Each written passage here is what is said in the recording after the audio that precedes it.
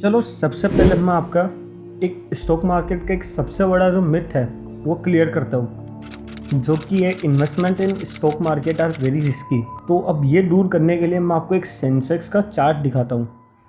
चलो देखते हैं। और क्या आपको पता है सेंसेक्स क्या है, और उसके जैसे ही एक और नाम है निफ्टी, वो क्या है, उधर भी जाने वाले हैं। पर पहले एक बार चार्ट दिखाता हूँ आपको। जो आपको सबसे स्टार्टिंग दिख रहा चार्ट का वो है 1991। अब आप ये हिकअप्स देख लो, ऊपर नीचे ऊपर नीचे। अब स्टॉक में तो क्या होता है कि हम खरीद लेते हो एकदम से नीचे गिर जाता है, पर आप इस चार्ट को देख लो लॉन्ग टर्म में कैसे ये सिर्फ ऊपर ही जाता जा रहा है।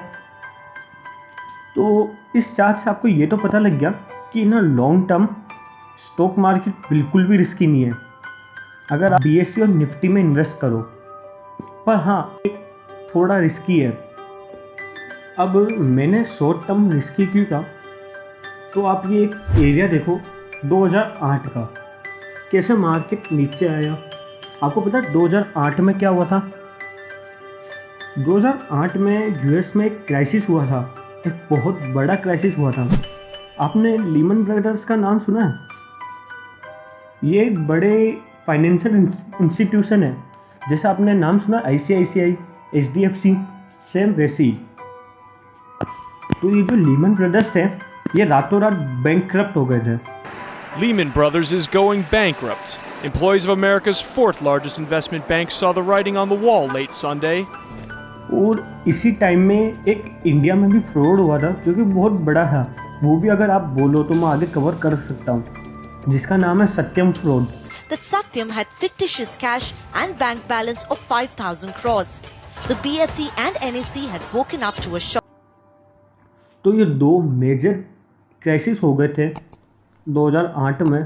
तो ये जो दो बड़े इंसिडेंट हुए थे ना, इससे जो सेंसेक्स था वो 17,000 से 9,000 पे आ गया था। रफली 7-8,000 पॉइंट गिर गया था सेंसेक्स। पर क्या ये नीचे गिरता गिरता गिरता गिरता जीरो पे चल जाएगा? नहीं, मार्केट कहीं ना कहीं आके तो सपोर्ट ले गई, कहीं ना कहीं आके उसको गुड न्यूज़ मिलेगी ही मिलेगी। अब जो ये स्टॉक मार्केट आपको ऊपर जाता हुआ दिख रहा है, ये क्या मोदी ऊपर ले जा रहा है या फिर कोई गवर्नमेंट ऊपर ले जा रही है? ऐसा नहीं है। इसमें कई सारे फैक्टर आते हैं जो कि स्टॉक मार्केट ऊपर ले जाता है, जिसमें से पहला फैक्टर है स्टेबल गवर्नमेंट। अब जैसे एक सरकार है जिसने अपने 3 अलायंस बनाए, तो वो सरकार ने कोई डिसीजन लिया और उन अलायंस ने कहा अगर आपने ये किया तो हम आपका साथ नहीं देंगे, तो इसको कोई स्टेबल गवर्नमेंट नहीं कहेंगे, इससे सारा काम बिगड़ जाएगा। पर जब एक पार्टी थी जिसका नाम था NDA, वो एक सिंगल पार्टी थी जो कि आगे आई और उसके डिसीजन कोई भी डिक्लाइन नहीं कर रहा था, बल्कि वो जो डिसीजन ले रही थी उसमें सबकी सहमति ही थी। और फिर जो उसने और ये जो मार्केट के लिए, और ये जो न्यूज़ थी मार्केट के लिए, वो एक बड़ी पॉजिटिव न्यूज़ थी कि NDA जो भी कर रहा है उसको उसके लिए सब जगह से एग्री मिल रहा है। और हाँ, कि स्टॉक मार्केट में है ना, हमेशा ये कहते हैं कि हिस्ट्री रिपीट होती है। तो ये एक चीज़ हमेशा याद रखना, क्योंकि आगे जाके आप जब इंडिकेटर पढ़ोगे ना, तब आपको ये चीज़ पता लगेगी कि मैंने ये क्यों कहा था कि हिस्ट्री रिपीट होती है। तो अब मैंने आपको एक बात के लिए तो कन्विंस कर लिया कि लॉन्ग रन में स्टॉक मार्केट में कोई रिस्क नहीं है ना। चलो अब सेकेंड मिथ की तरफ चलते हैं। You need to have a very strong knowledge about finance. मतलब अगर आपको स्टॉक मार्केट में घुसना है ना, तो आपको फाइनेंस की एक बहुत बढ़िया नॉलेज होनी चाहिए। ऐसे कई सारे लोग हैं जिनका फाइनेंस बैकग्राउंड नहीं होते हुए भी वो इंडिया में इतने सक्सेसफुल बने स्टॉक मार्केट में। एग्जाम्पल जानना चाहोगे आप? जैसे कि mister Rakesh Jhunjhunwala, mister Ramdeo Agrawal, mister Vijay Kedia, mister Ramesh Damani, mister Radha Krishna Damani और एक्सेट्रा। नाम तो बहुत है पर वीडियो लंबी हो जाएगी। तो आपको एक मैं चीज़ बताता हूँ, अगर अपन कोई स्टॉक्स को 1 साल से ज़्यादा इन्वेस्ट करते हैं ना, तो वो लॉन्ग टर्म इन्वेस्टिंग में आ जाता है और फिर उस पर टैक्स 0% लगता है। तो जब जितने भी मैंने अभी नाम लिए ना, वो 2 डिजिट करोड़ में या 3 डिजिट करोड़ में अर्न करते हैं और 0% टैक्स देते हैं। तो अपन ये नहीं कर सकते?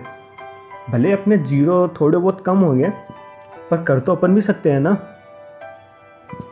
तो इसके लिए बस आपको ये करना है कि जो भी आप स्टॉक खरीदो ना, उनको 1 साल से ज़्यादा होल्ड करके रखो। इससे आप बिल्कुल टैक्स फ्री हो जाओगे और जो भी आपका प्रॉफिट होगा उसका पूरा आप मज़े ले पाओगे। अब मैं आपसे एक क्वेश्चन पूछता हूँ, आप शेयर्स में इन्वेस्ट करते हो तो आपको रिटर्न में कुछ मिलता है? जैसे कि आप एफडी में इन्वेस्ट करते हो तो आपको रिटर्न में क्या मिलता है? इंटरेस्ट। तो अगर आप शेयर्स में इन्वेस्ट करोगे तो आपको रिटर्न में इंटरेस्ट नहीं मिलेगा, आपको रिटर्न में डिविडेंड मिलेगा। और डिविडेंड में और इंटरेस्ट में एक बहुत बड़ा डिफरेंस है। चलो समझते हैं इनके बीच का डिफरेंस। आपको एफडी में इंटरेस्ट मिलता है, तो बैंक क्या वेरी करते हैं इंटरेस्ट को?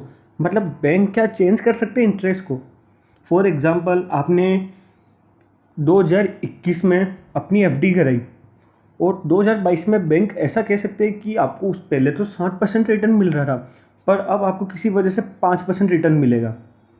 नहीं, जब तक आपकी एफडी है, तो जो आपको पहले साल में रिटर्न मिला है ना, जो पहले साल में आपको इंटरेस्ट मिला है ना, वही आपको जब तक आपकी एफडी है तब तक आपको इंटरेस्ट मिलेगा। इसलिए इसको फिक्स्ड डिपॉजिट कहा गया है। और डिविडेंड में शेयर के ऊपर अपन को डिविडेंड मिलता है, तो डिविडेंड कोई मैंडेटरी नहीं है। कंपनी